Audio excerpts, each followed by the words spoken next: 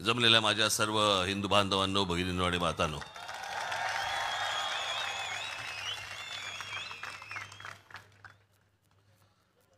बघाशी मी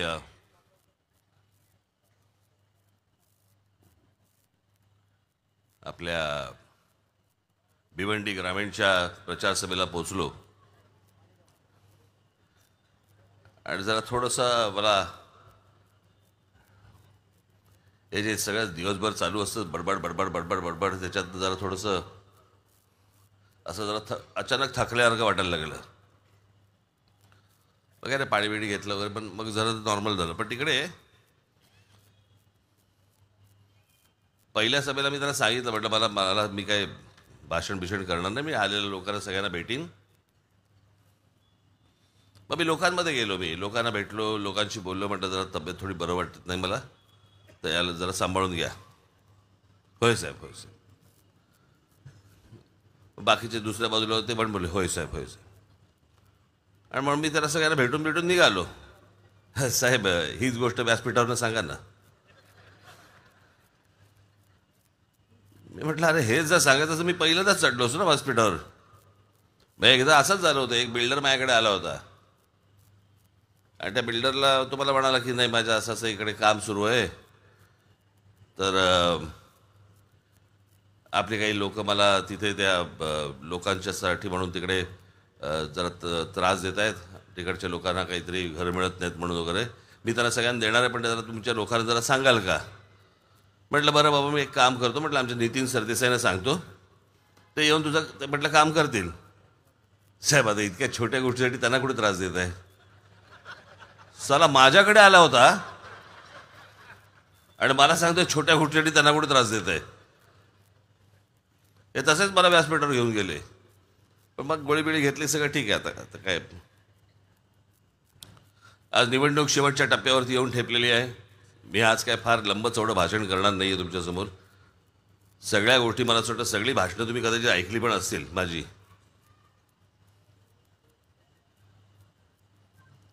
मुलाखती कदाचित ऐकल्या असतील. काही ठराविक विषय आहेत, काही ते फक्त मला आपल्याशी जरा बोलायचे आहेत. मला आत्ताच मी गाडीमधनं येताना मला, अरे तू आलीस का,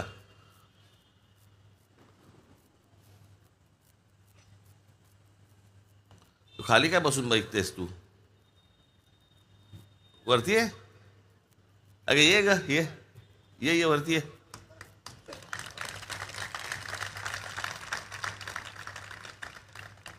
कुठून येणार. हां,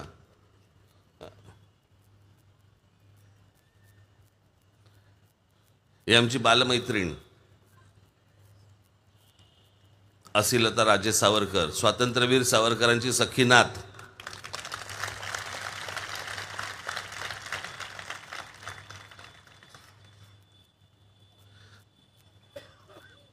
बरं, असिलता इथपर्यंत ठीक असतं आमचं. असिलता सावरकर, सावरकरांची नात वगैरे, आम्ही वर भाषणं करायची, ती खाली बसणार, कसं नुसतंच होतं.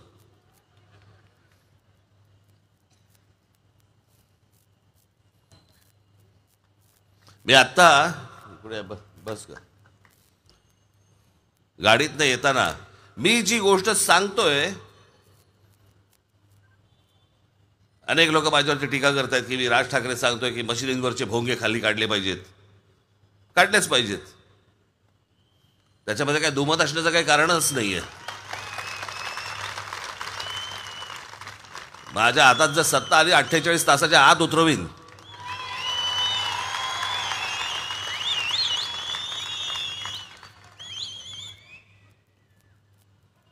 सगळं स्वतःच्या सोयीनुसार चाललं यांचं, सगळं स्वतःच्या सोयीनुसार, धर्मातल्या गोष्टी यांच्या सोयीनुसार.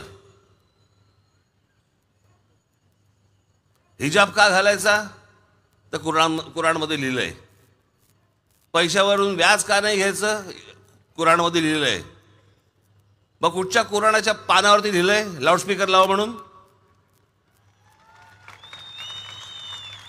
बरं, कुराण ज्या वेळेला लिहिलं गेलं तेव्हा लाऊडस्पीकर नावाचा काही जन्मबिंब झाला होता का तेव्हा. सगळं स्वतःच्या सोयीने करायचं आणि दुसऱ्याला त्रास द्यायचा. मला बरं या गोष्टीचं वाटलं, माझ्याकडे आत्ताच बातमी आली, 92 साली जेव्हा दंगली झाल्या होत्या त्यावेळेला एक बाबू खान नावाचा माणूस मुंबईमधल्या बांद्र्यामधल्या बेहरामपाड्यामध्ये राहणारा माणूस मशिदींवरच्या भोंगे काढा याच्यासाठी कोर्टात गेला. अभिमान आहे मला असल्या बाबू खानचा.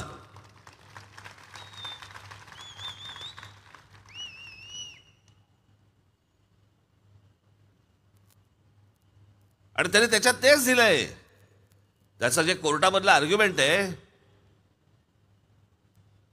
की सकाळची जी अजान असते, पूर्वीच्या काळामध्ये जेव्हा लाऊडस्पीकर नव्हते तेव्हा लोकांना बोलवलं जायचं. अहो तेव्हा घड्याळ पण नव्हतं.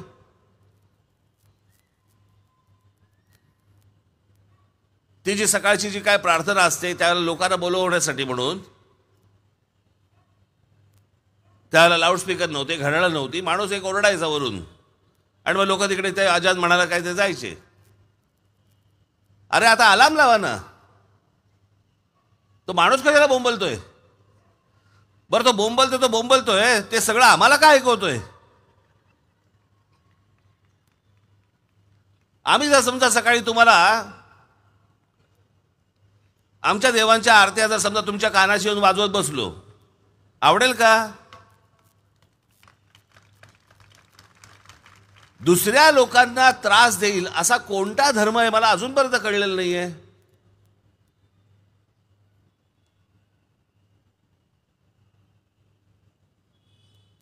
आणि याच्यावरती जर समजा तुम्ही अडून बसणार असाल, माझी तुम्हाला विनंती आहे, माझी तुम्हाला प्रार्थना आहे, किमान या तरी गोष्टीसाठी एकदा राज ठाकरेच्या हातात सत्ता देऊन बघा. नाही वटणीवरती आणले तर बघा मला. हा काही धार्मिक विषय नाहीये, हा लोकांना त्रास होतोय.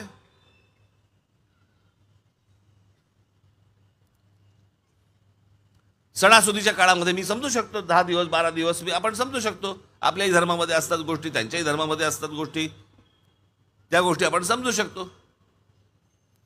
पण 365 दिवस 24 तास आपलं सकाळपासून संध्याकाळपर्यंत ह्यांच्या कॉन्सर्ट ऐकायचे आम्ही.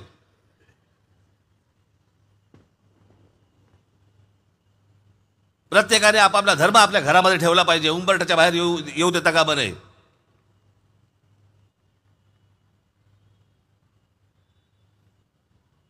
ही कुठची धर्माची व्याख्या मला अजूनपर्यंत कळलेली नाही. आपल्या घरामध्ये देवारा असतो, आपण जातो, सकाळी पूजा करतो, नमस्कार करतो, बाहेर निघतो.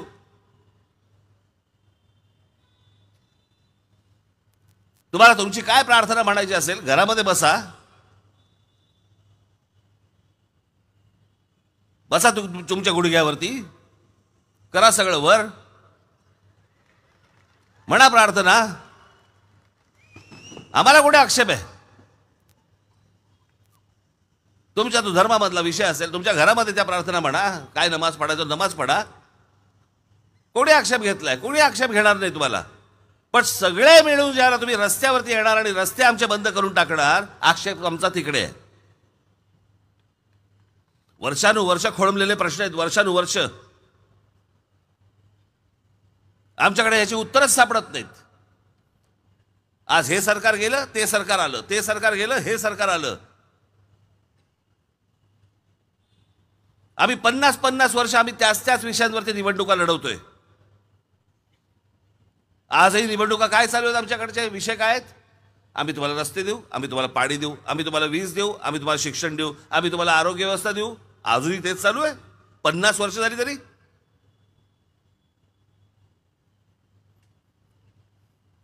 अहो मूलभूत गरजा जर समजा आमच्या संपल्या नाहीत, आमच्याकडच्या तरुणांना तरुणींना नवीन स्वप्न कशी दिसतील? आमच्याकडे नवीन शोध कसे लागतील?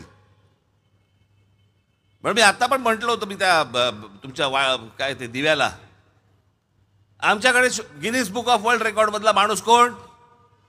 ज्याची नखं वाढली आहेत, अशी वाकडी वाकडी वाकडी वाकडी आतमध्ये जातात आणि तो आपला एकटा फिरत असतो आपला कुठे. ए तुझी नखं दाखव. हा बघा नखा घेऊन फिरतोय, आपला नखा घेऊन फिरतोय. आमचा दुसरा माणूस कोण? मिशा वाढवलेल्या.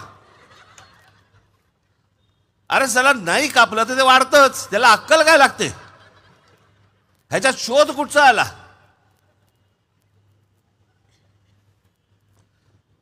त्या नखं वाढवलेल्या माणसाचं मला नेहमी कौतुक वाटतं, त्याचं सकाळी काय होत असेल.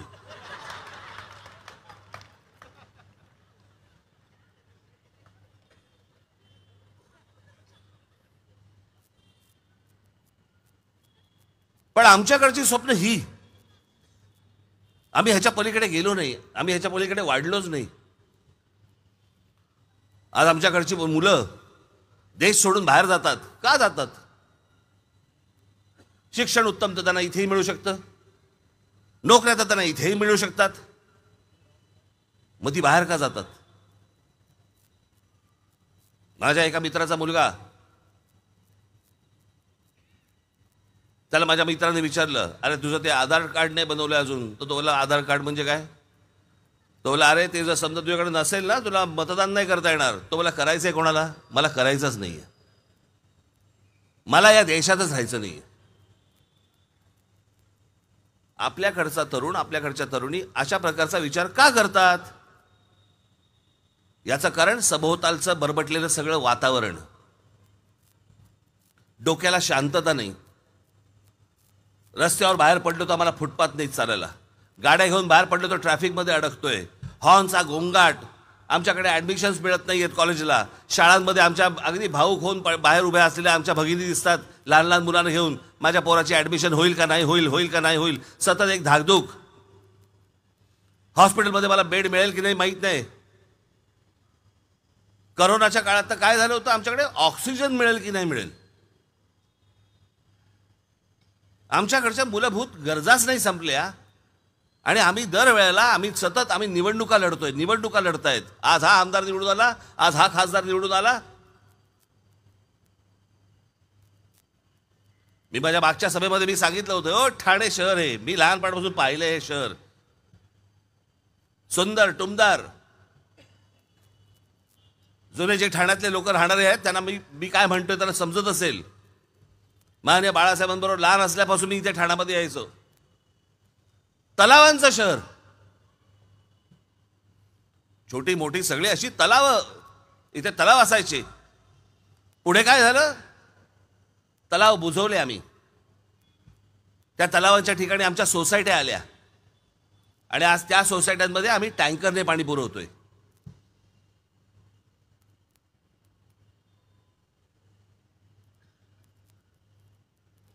आज तुम्ही इंटरनेटवरती असता, तुम्ही तुमच्या मोबाईल फोनवरती असता. मी जे बोलतोय ना, एकदा अंतर्मुख होऊन त्या गोष्टींचा फक्त एकदा विचार करून बघा.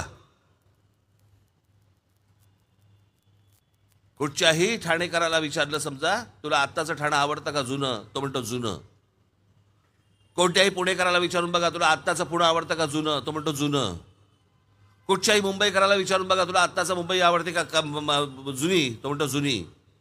आमच्याकडच्या प्रत्येक शहरामधली माणसं सांगतात, अगोदरची फार सुंदर शहरं होती. मग ही कोणती प्रगती आहे जी आम्हाला आवडत नाहीये? वाटेल तशी शहरं पसरलेली आहेत. पण तुम्ही दुबईत जा आणि दुबईच्या माणसाला विचारून बघा, तुला जुनंही दुबई आवडतं का आत्ताचं, तो म्हणेल आत्ताचं. कारण लोकांचा विचार करून उभी केलेली ती शहरं आहेत. लोकांना काय हवंय, त्या परिवाराला काय हवंय, त्या लहान मुलांना काय हवंय, त्यांच्या गरजा काय आहेत.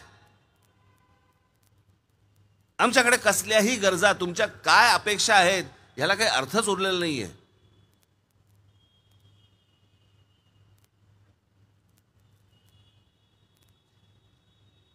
म्हणजे आता ते शिवसेना, आता ती वेगळी फोड करायला लागते,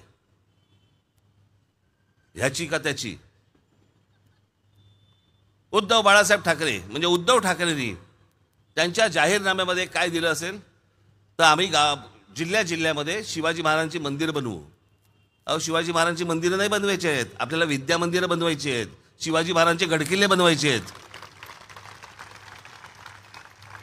आपल्याकडे विद्या मंदिरांचा तोटा आहे. छत्रपती शिवाजी महाराजांचे गडकिल्ले बनवायचे आहेत, पुढच्या येणाऱ्या पिढ्यांना दाखवायला आमचा राजा कोण होऊन गेला ते.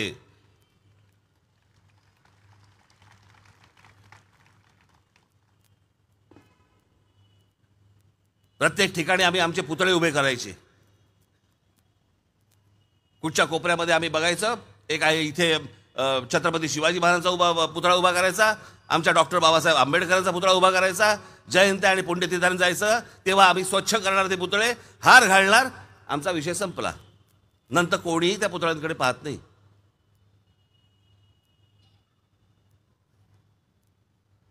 तुमचा काही विचार न करता काहीतरी या लोकांच्या डोक्यातनं काहीतरी वेगळ्या कल्पना येत असतात. आता काय करायचं, छत्रपती शिवाजी महाराजांचा समुद्रात पुतळा उभा करू. कोणी मागितलंय, काय चाललंय? जेव्हा ही घोषणा झाली त्याच वेळेला मी सांगितलं होतं पुतळे बंद करा आता बनवायचे. छत्रपती शिवाजी महाराजांचं खरं स्मारक, खरी स्मारक हे गडकिल्ले आहेत, पुतळे नाही आहेत.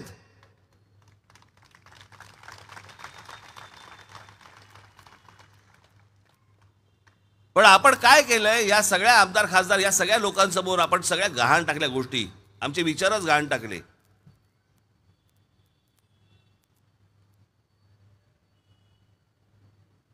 आम्ही यांचे गुलाम असल्यासारखे यांच्यासाठी आम्ही रांगेतमध्ये उभे राहतो, उन्हातानामध्ये उभे राहतो, यांच्यासाठी आम्ही मतदान करतो.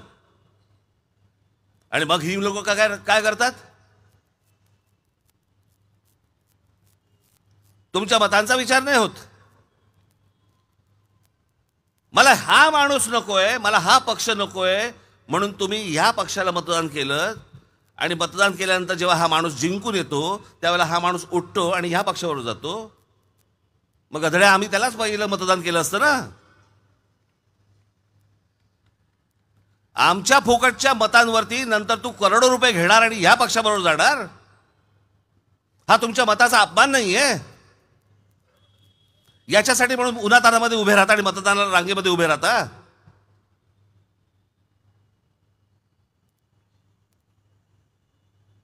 शिवसेना भारतीय जनता पक्ष युती आणि काँग्रेस राष्ट्रवादी काय आघाडी, हे नको म्हणून ह्याला मतदान केलं आणि हे नको म्हणून याला मतदान केलं. 2019ची निवडणूक फक्त आठवून बघा, आठवून त्या गोष्टींचा फक्त विचार करून बघा की या महाराष्ट्रामध्ये काय झालं. भारताच्या इतिहासामध्ये आजपर्यंत अशी घटना घडलेली नाहीये.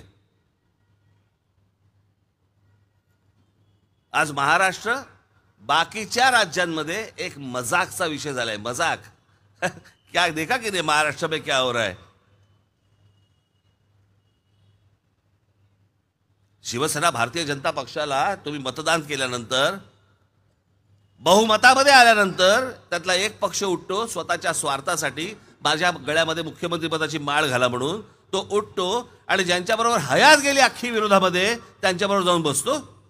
का माझ्या गळ्यामध्ये मुख्यमंत्री पदाची माळ घाला म्हणून.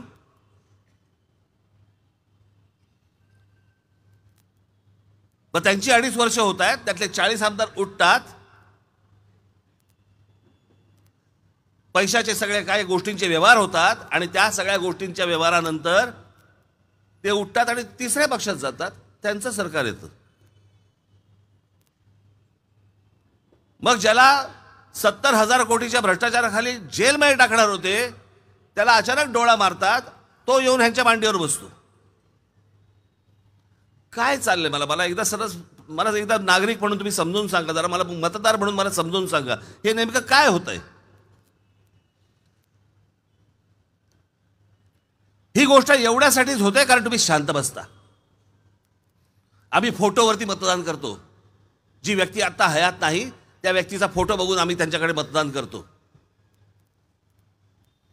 आम्ही कुठलीतरी जात बघून आम्ही मतदान करतो. आम्ही पूर्वीचा पक्ष असा होता, इतके वर्ष आम्ही त्यांना मतदान करत आलो म्हणून आम्ही त्यांना मतदान करतो. सगळं झूट आहे, सगळं झूट आहे. आज काय परिस्थिती आहे, तुमची काय हालत झाली आहे, एकदा स्वतःच एकदा विचार करून बघा. आज मी जाहीरनामा प्रसिद्ध केलाय, महाराष्ट्र नवनिर्माण सेनेचा आज जाहीरनामा प्रसिद्ध केलाय, मराठीतही केलाय, इंग्रजीतही केलाय, ट्विटरवरती पण टाकलाय, ऑनलाईन पण टाकलाय, वाचा एकदा. भारताच्या इतिहासामधला हा पहिला जाहीरनामा आहे, पहिला, की या जाहीरनाम्यामध्ये कोणत्या गोष्टी आम्ही करणार आहोत हेही दिलंय आणि त्या कशा करणार आहोत तेही दिलंय.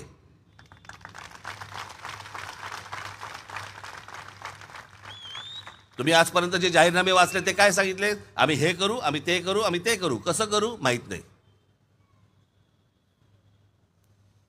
सगळे विषय मांडलेत, रोजगारापासून पाण्याच्या प्रश्नापर्यंत सगळे विषय सगळे मांडलेले आहेत त्याच्यामध्ये, आरोग्यापासून पर्यटनापर्यंत तुम्ही म्हणाल तो विषय त्या सगळ्या अख्ख्या पुस्तिकेमध्ये, आणि त्याची सोडवणूक कशी करायची त्याची सोल्युशन्स देखील त्याच्यामध्ये दिलेली आहेत. मी जे करतोय बाबांनो, मी खरंच प्रामाणिकपणे करतोय. मला कुठच्याही खुर्चीचा सोर्स नाही. मला कुठच्याही गळ्यामध्ये मुख्यमंत्री पदाची माळ घालण्याची इच्छा पण नाही मला.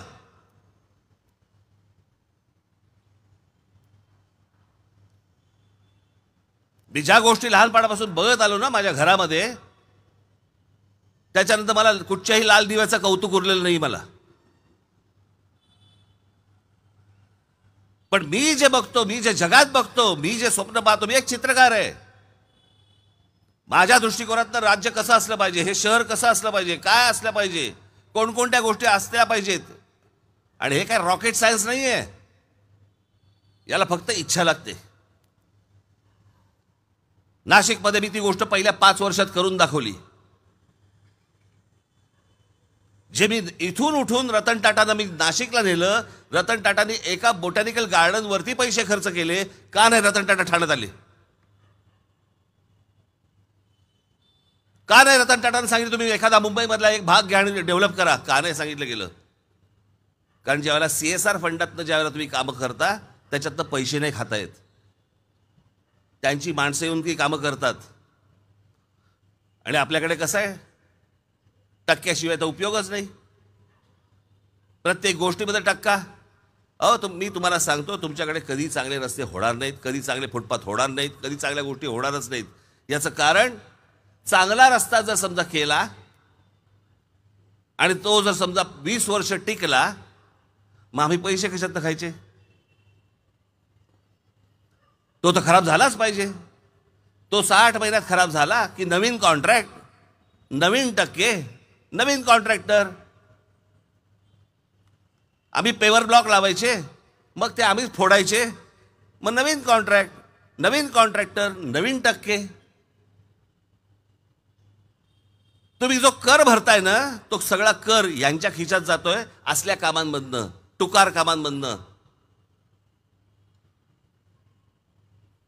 आणि आम्ही कोणाला मतदान करतोय? आमच्या जातीच्या माणसाला. आम्ही इतकी वर्ष ज्या पक्षाला आजपर्यंत मतदान करत आलो, आम्ही त्या पक्षाला मतदान करणार.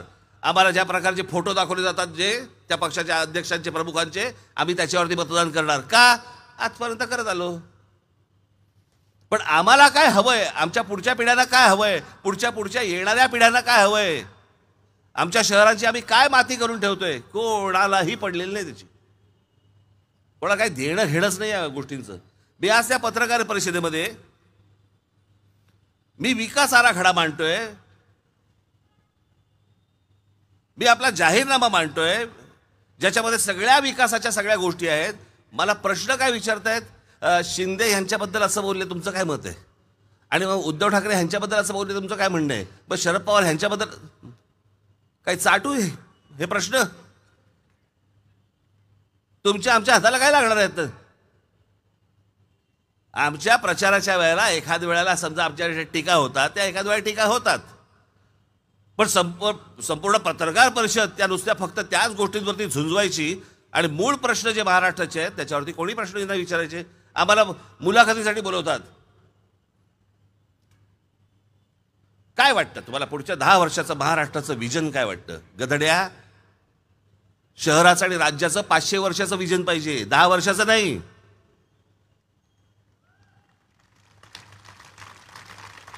जगामधले जे देश उभे राहिले ना, ते देश 500-500 वर्षांचा विचार करून उभे राहिले.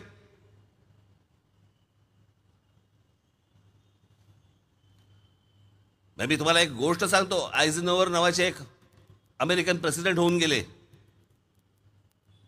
दुसऱ्या महायुद्धाच्या नंतरच्या काळामध्ये ज्या वेळेला सगळी त्यांच्याकडे मंदी आली होती, मग मंदी आली असताना काय करायचं? कामं काढायला लागतात की ज्याच्यातनं पैसे रोटेट व्हायला लागतात, लोकांपर्यंत पैसे जायला लागतात. कामं काढली की लोकांपर्यंत पैसे जातात. काय काम काढलं असेल त्याने फक्त एक काम काढलं, माझ्या अमेरिकेमधले सगळे रस्ते सरळ होतील, संपूर्ण सगळ्या राज्यांमधले रस्ते सरळ होतील आणि नवीन रस्ते करायचे, त्याला तेवढं नव्हतं काही. आज ज्यावेळेला तुम्ही अमेरिकेमध्ये जाता, तुमचे कोणी नातेवाईक असतात, तुमचे कोणी मित्रपरिवारातले लोक असतात, तुम्ही टेलिव्हिजनवरती ज्यावेळेला बघता, इंटरनेटवरती बघता, व्हॉट्सॲपवरती बघता, इंस्टाग्रामवरती बघता, तुझी अमेरिका जी दिसते ना, ती त्या माणसाने उभी केली. ते रस्ते अशाच मध्ये कॉलनीज होत्या, अनेक लोक राहत होते, अनेक स्लम्स होत्या, सगळ्या गोष्टी होत्या तिकडे, पण वेगळं काही नव्हतं. प्रचंड विरोध झाला त्या माणसाला, प्रचंड विरोध झाला. आयझनहोवर यांचं एक वाक्य फार मला प्रचंड आवडतं. या सगळ्या प्रचंड विरोधानंतर देखील त्यावर ठाम माणूस राहिला. तो बोलला नाही, रस्ते होणार म्हणजे होणार. आणि त्याचं वाक्य फार छान होतं. बोलला की आजची पिढी मला शाप देईल, पण भविष्यातल्या सगळ्या येणाऱ्या पिढ्या मला आशीर्वाद दिल्याशिवाय राहणार नाहीत. देश असे उभे राहत असतात, शहरं अशी उभी राहत असतात. पण मी त्या दिवशीचं पण एक सुजाण नागरिक काय असतात ना, सुज्ञ नागरिक काय असतात ना, याचं पण एक उदाहरण दिलं होतं. दुसऱ्या महायुद्धानंतर ज्यावेळेला विन्स्टन चर्चिल जिंकले ना, ते जिंकल्यानंतर V for victory, V for Winston, अख्ख्या इंग्लंडने त्याला डोक्यावरती घेतलं होतं. अख्ख्या इंग्लंडने जय जयकार, जिकडे जाईल तिकडे जय जयकार विन्स्टन चर्चिलचा. 8 महिन्यानंतर निवडणुका झाल्या. विन्स्टन चर्चिल स्वतः आणि त्यांचा पक्ष हरला. पत्रकार गेले लोकांकडे, अरे विन्स्टन चर्चिलला पाडलं तुम्ही? ते बोले हो. म्हणजे काय कारण काय? तो माणूस म्हणे युद्ध काळात योग्य होता, शांततेच्या काळात नाही. हा जो समज ज्या मतदारांमध्ये आहे ना, मला त्याला म्हणतात सुज्ञ मतदार. आम्ही अजून त्याच विषयांवरती निवडणुका लढवतोय, पण आम्हालाच कळत नाहीये. आम्ही त्याच लोकांना मतदान करतो आहोत. बाबांनो, माझी आपल्याला हात जोडून विनंती आहे, यात बाहेर या. हे नुसते तुम्हाला खेळवत राहतील, हाताला काही लागणार नाही. आमच्या कुठच्या परिवाराला जर समजा वाटलं, आज कुठच्या माझ्या भगिनीला वाटलं की माझ्या मुलांना बाहेर घेऊन जायचंय, कुठे घेऊन जाणार? मॉलमध्ये पिक्चर दाखवणार. मग बेटा आपण रात्री मग मम्मम करून जेवून येऊया, मग तिकडे रेस्टॉरंटला जाणार. हे आमचे करमणुकीचे कार्यक्रम. पण उत्तम चांगल्या बागा होत आहेत, उत्तम चांगली मैदानं होत आहेत. मुंबईला बघा, शिवाजी पार्क मैदान, ओव्हल मैदान, आझाद मैदान, अशी असंख्य मैदानं आहेत. पण ब्रिटिशांच्या काळात झाली तेवढीच. आपल्या लोकांच्या सत्ता काळामध्ये कुठचीही मोठी मैदानं झालेली नाही आहेत, एकही नाही. ज्याला 26 जुलैला ज्याला पाऊस आला आणि पाणी भरलं ना, उपनगर अख्खं मुंबईचं भरलं होतं. मुंबई शहर ज्याला म्हणतो आपण, ज्याला आयलंड सिटी, पाणी नव्हतं, त्यांनी बांधली आहे ती. 100 वर्षापूर्वी बांधलेलं छत्रपती शिवाजी महाराज टर्मिनस, केवढं मोठं स्टेशन बांधलंय. तेव्हा लोकांना असं वाटलं, अरे एवढं स्टेशनची गरज आहे का? आजच्या लोकसंख्येला पुरतंय. 100 वर्षाचा विचार करून गेलेल्या गोष्टी असतात.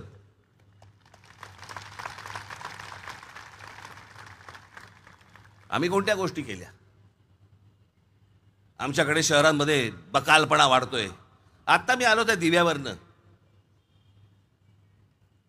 रस्त्याच्या पुढे फुटपाथ सोडून पुढे फुटपाथ नव्हताच. सगळे फेरीवाले बसलेत, एकाच्या पुढे एक. गाड्या चोरून चालल्यात, ज्यांच्याकडे गाड्या रस्ता आहे.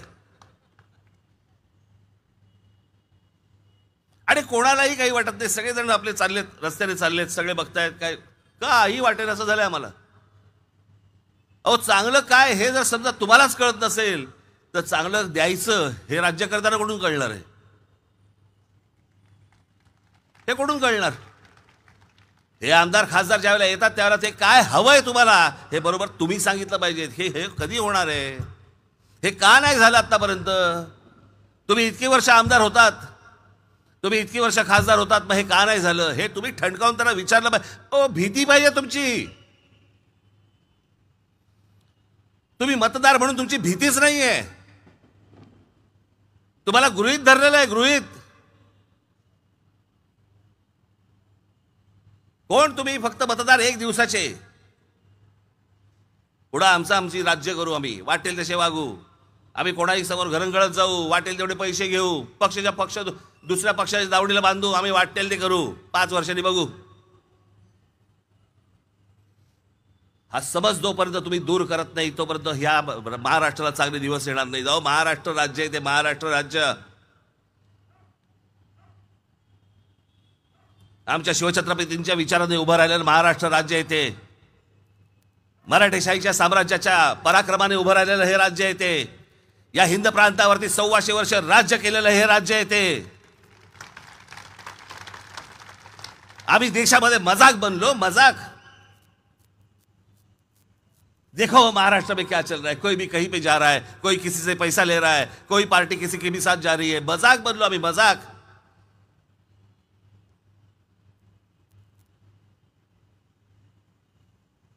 तुम्हाला आजपर्यंतचे सगळे अनुभव बाजूला सारावे लागतील, सगळ्या गोष्टी तुम्हाला बाजूला ठेवाव्या लागतील, नवा विचार तुम्हाला करावा लागेल. म्हणून मी माझ्या पक्षाचं नाव ठेवतानाच नवनिर्माण ठेवलं.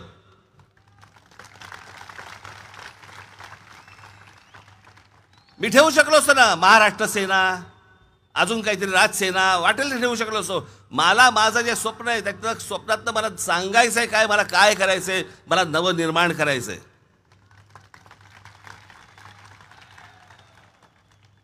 आणि या नवनिर्माणाची संधी मी आज तुमच्याकडे सगळ्यांकडे मागतोय, महाराष्ट्राकडे मागतोय. ही संधी गेली, तुमच्या आयुष्यातली परत 5-5 वर्ष निघून जाणार. 5 वर्ष कशाला म्हणतात आपण कळते का आपल्याला? मी मागे पण सांगितलं ना, हा काही शाहरुख खान सलमान खानचा पिक्चर नाहीये, शुक्रवारी पडला आणि सोमवारी दुसरा सुरू केला. तुमच्याही आयुष्यातली 5 वर्ष जातात, आमच्याही आयुष्यातली 5-5 वर्ष जातात. स्वप्न साकारण्याच्या उमेदीचा काळ असतो, उमेदीचं वय असतं. ते एकदा सरलं की मग काही नाही उपयोग.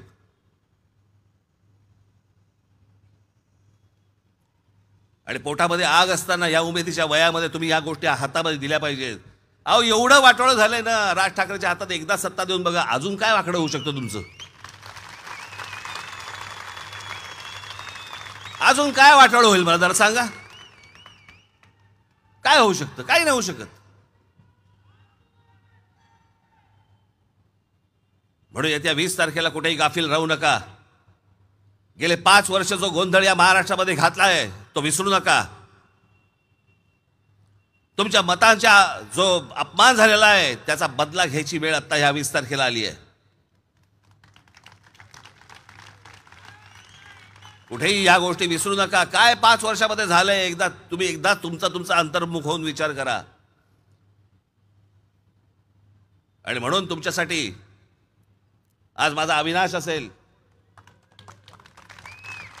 आज माझा संदीप पाचंगे आहे, सुशांत आमचा सूर्यराव आहे. अहो, पोटात आग असलेली पोरं आहेत ही सगळी, पोटात आग असलेली, तुमच्यासाठी 24 तास धावणारी.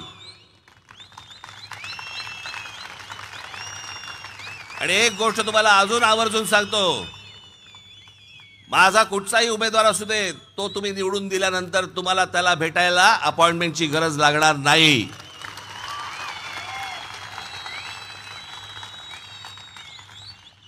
म्हणून येणारी 20 तारीख आपण सोडू नका.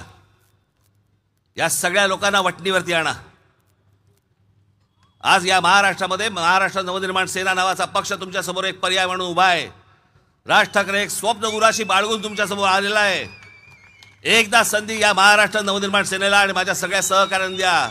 आणि म्हणून मला आपल्याला सगळ्यांना सांगणं आहे की येत्या 20 तारखेला रेल्वे इंजिन या निशाणीवरती आपण बटन दाबून माझ्या सर्व उमेदवारांना आपण प्रचंड मतांनी आपण विजयी करावं असं एक आवाहन करतो आणि आपल्या सर्वांची मी रजा घेतो. धन्यवाद. जय हिंद, जय महाराष्ट्र.